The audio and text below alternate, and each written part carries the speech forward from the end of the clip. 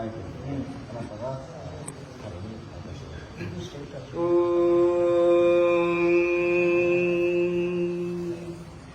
गुरुभ्यो नमः।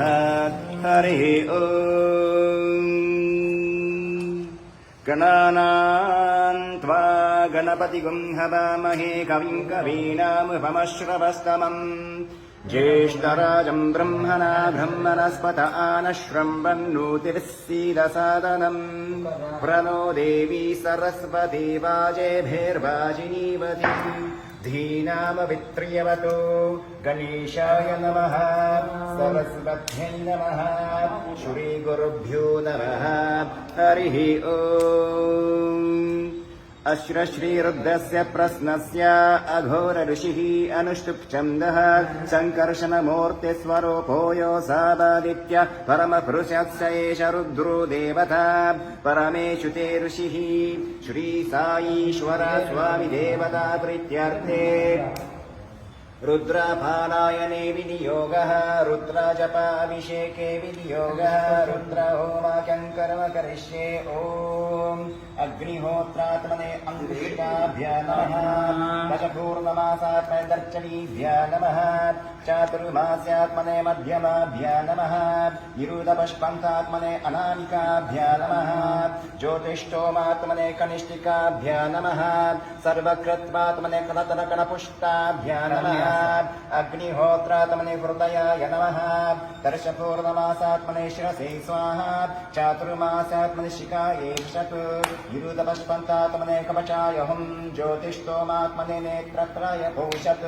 सर्वकृत्वात्मने अस्त्राय पृथक्। भूर्भुवस्वरोमिति दिग्बन्धः ध्यानम् आपातारणपस्परान्तपवनब्रह्मादवाभिस्फुरत् ज्योतिस्पातिकरिङ्गमौरिव्रसत्पूर्णेन्दुवान्तामृतयेत् अस्तु करापुरोतमेकमनिचं रुद्रानुवाकान् जपेत् जायेदी पुष्टसिद्धये ध्रुवपदं विप्रो विचिञ्चे जीवम् ब्रह्मार्धदेहाभिमर्चावासमाभुजङ्गैः कन्ते काराकतवर्ता खचिता शङ्कराचन्दगोदन्तहस्ता त्रक्षा रुद्राक्षभूषा फलः शम्पवामूर्तिवेदाः रुद्रा श्रीरुद्रसूक्त प्रकृतातिपदाय प्रयच्छन्तु सौख्यं शुद्धशिपतिका शङ्काशं शुद्धविद्यादायकं शुद्धं पूर्णं चिदानन्दं सदाशिवहं भजे सदाशिवमहं भजे।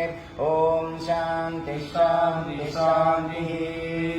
च मे मयश्च मे प्रियं च मे कामश्च मे कामश्च मे सौमनसश्च मे भक्त्रञ्च मे श्रेयश्च मे वश्यश्च मे यशश्च मे भगश्च मे तपिनं च मे यन्ता च मे धर्ता च मे क्षेमश्च मे ज्योतिश्च मे विश्वं च मे महश्च मे संविच्च मे ज्ञात्रं च मे सोश्च मे प्रसोश्च मे सीरं च मे रयश्च मृतं च मे अमृतं च मे यक्ष्मं च मे नामयश्च मे जीवाधुश्च मे दीर्घायुत्वं च मे नमित्रं च मे भयं च मे सुगं च मे शयनं च मे शोचा च मे दिनं च मे।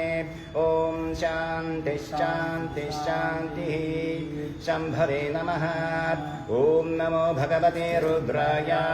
ॐ नमस्ते रुद्रमन्यवतोथैषवे नमः। नमस्ते अस्तु धम्बने बाहुभ्यामुतते नमः। याथैष शिवतमा शिवं बभूवते धनुः शिवा शरभ्याय धवतया नो रुद्रमृदया या ते रुद्रशिवा तनुरघोरा भावकाशिनी तया नस्तनुभाषं तमया गिरिशन्ताभिचाकशीः यामिषुं गिरिशन्तास्ते विवर्षस्तवे शिवाङ्गिरित्रतां कुर्माहिकं सेः पुरुषं जगत् शिवेन वचसा त्वा गिरिशाच्छावदामसि यथा नः सर्वमिज्जगदयक्ष्मगुं स्मनासत् अध्यभोक्षतते भक्ता प्रथमो दैभ्योऽभिषक् अहीगश्च सर्वां जम्बयन् सर्वाश्च यातु धान्यः असौ यस्ताम्रो अरुणोदबभ्रुस्मङ्गलः ये चेमानुरुद्रा अभिधो दिक्षु श्रिता सहस्रशो वैशागुंहेत ईमहे असौ यौवसर्पतिनीरग्रीवो विलोहितः उतैनं गोपा अदृशं अदृशन्नुदहार्यः उतैनं विश्वभूतानि सदृष्टो मृदयाजिनः नमो अस्तु नीरग्रीवाय सहस्राक्षाय मीदुषे अथो ये अस्य सत्त्वानोऽहं तेभ्यो करन्नमः प्रमञ्च धम्बनस्मबुभयोरार्नियोर्जाम् याश्च ते हस्तैषवः परत भगवो वृषभा अवदद्य धनुस्त्वगुं सहस्राक्षते शुधे निशीर्यशल्यानां मुखा शिवो न सुमना भव विज्यन्दनुः कपर्दिनो विशल्योपानपागुं कृता अनेशं न शेषवः पुरस्य निषङ्गतिः या ते धर्मे दुष्टमहस्ते बभूवते धनुः तयस्मान् विश्वतस्त्वमयक्ष्मया परिभुज नमस्ते अस्त्वायुधाय न तथाय दृष्णवे उभार्यामृतथे नमो बाहुभ्यां तव धम्बने परिते धम्बनो हेतिरस्मावृणक्त विश्वतः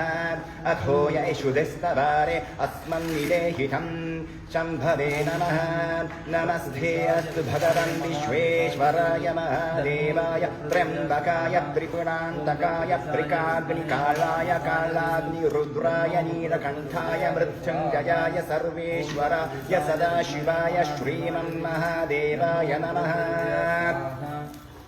नमो हिरण्यवाहवे सेनान्ये दिशां च पतये नमो नमो वृक्षेभ्यो हरिकेशेभ्यः पशूनां पतये नमो नमः स्पिञ्जराय त्विषीमते पथीनां पतये नमो नमो वपुरुषाय वेद्यादिनेन्नानां पतये नमो नमो हरिकेशायोपवीतिने पुष्टानां पतये नमो नमो भवस्य हेत्यै जगतां पतये नमो नमो रुद्राय तथा विनेक्षेत्राणां पतये नमो नमः सुताय हन्त्याय वनानां पतये नमो नमो रोहिताय स्थपतये वृक्षाणां पतये नमो नमो मन्त्रिदेवालिजाय कक्षाणां पतये नमो नमो भुवन्तये वारिवस्कृताय औषधीनां पतये नमो नम उच्चये